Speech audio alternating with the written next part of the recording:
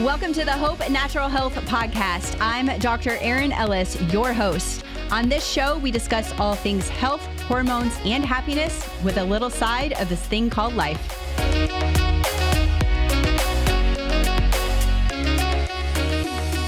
One of my top priorities is helping patients reduce their exposure to harmful chemicals and toxins that can negatively impact their health. Two classes of chemicals that have come under increasing scrutiny in recent years are phthalates and parabens.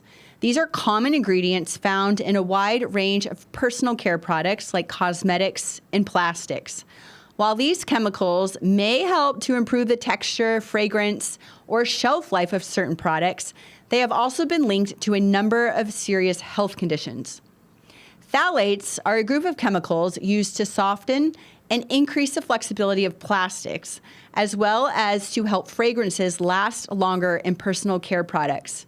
They can be found in anything from shampoos and lotions to food packaging and children's toys. The problem with phthalates is that they are known endocrine disruptors, chemicals that can interfere with the body's hormone system and lead to a range of health issues.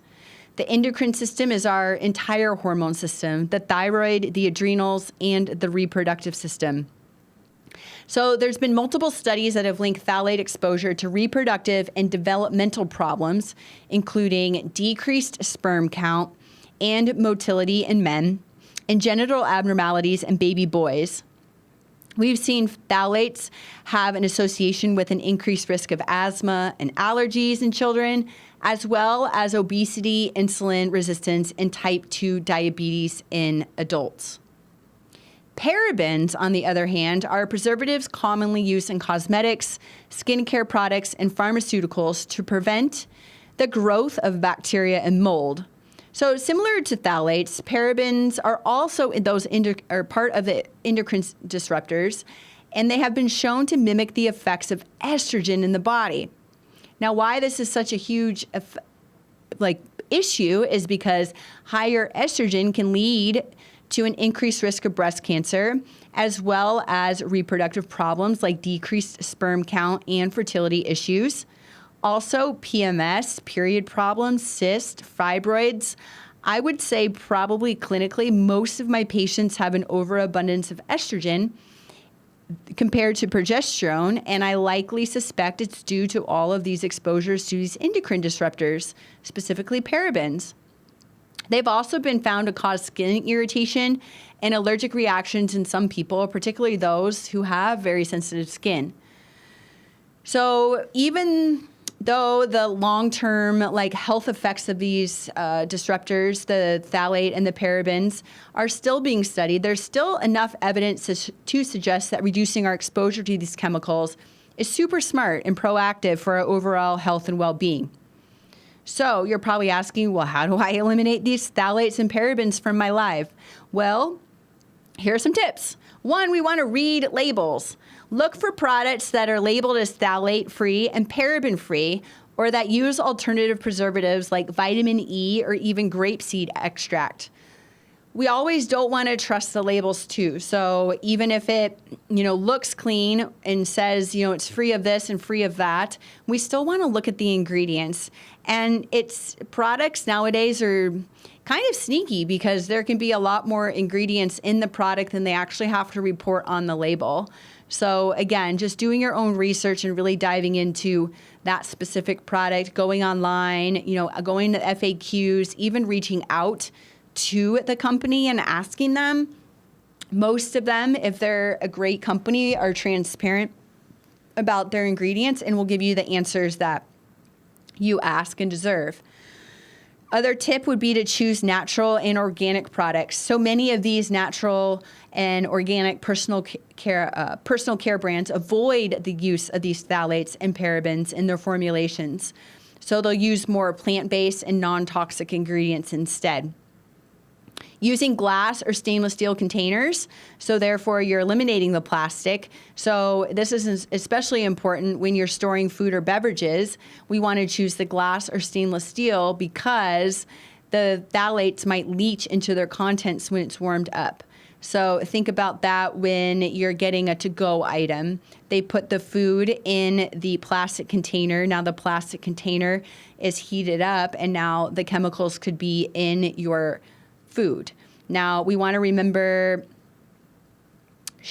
I'm going to blank on it, and I think number 5 is the best plastic. So we think, recycle. We have that little recycling thing on plastics, and there's a number in there. So 2, 4, 6, I think are okay, and 5 is the best.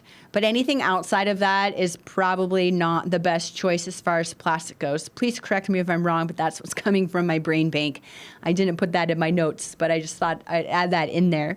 Another thing that I was just listening to another podcast was the plastic food container, like for the rotisserie chicken that you get at Costco. So that's sitting under a heat lamp in a plastic container, and now that plastic is leaching into the chicken that you might enjoy later. So we oftentimes kind of dismiss this and don't think about it, but again, sometimes these products are really hard to avoid because that's just our society.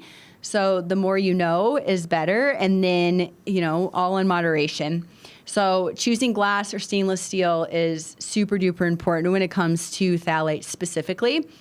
We also want to try and avoid fragrance products. So these scented products, including air fresheners, candles, perfumes, they might contain phthalates. And oftentimes perfumes and the like don't say phthalate free. So again, you have to do your own research.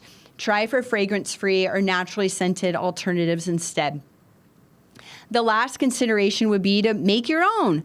There's tons of different recipes that you can find to make your own personal care products using simple, non-toxic ingredients like coconut oil, shea butter, even some essential oils. And you can probably find a lot of recipes on Pinterest or even, Facebook groups that have non-toxic recipes, or ask your friends. I think trying to make our own products and food is the way that we should be, steering our healthcare nowadays, because everything is just, has a ton of chemicals in it. But I truly believe that if we can reduce our exposure to these harmful chemicals like phthalates and parabens, it's really the first step towards optimal health and well-being. So we want to make informed and conscious choices about the products we use and the foods we consume, so that we can take control of our chemical exposure and support our body's natural detox processes. So like I said, it's probably near impossible to completely eliminate these chemicals from our lives, but every small step we take towards reducing our exposure can make a huge difference in our long-term health outcomes. So I also have a guide to eliminate phthalates and parabens for your life. It's packed with practical tips and simple steps to help you make safer, healthier choices for you and your family. So I'll make sure to link that guide in the show notes so you can download that and get started on reducing your exposure to harmful chemicals. That's it for today. I look forward to seeing you again next week. Have a great week, everyone. Thank you so much for listening. Make sure to like, share, subscribe, and leave a comment below. And if you haven't done so, please be sure to give us a rating on your favorite podcast platform. Join us weekly as we inspire you to be your best version. For more, follow me on Instagram at dr.erinellis. Until next week, you got this.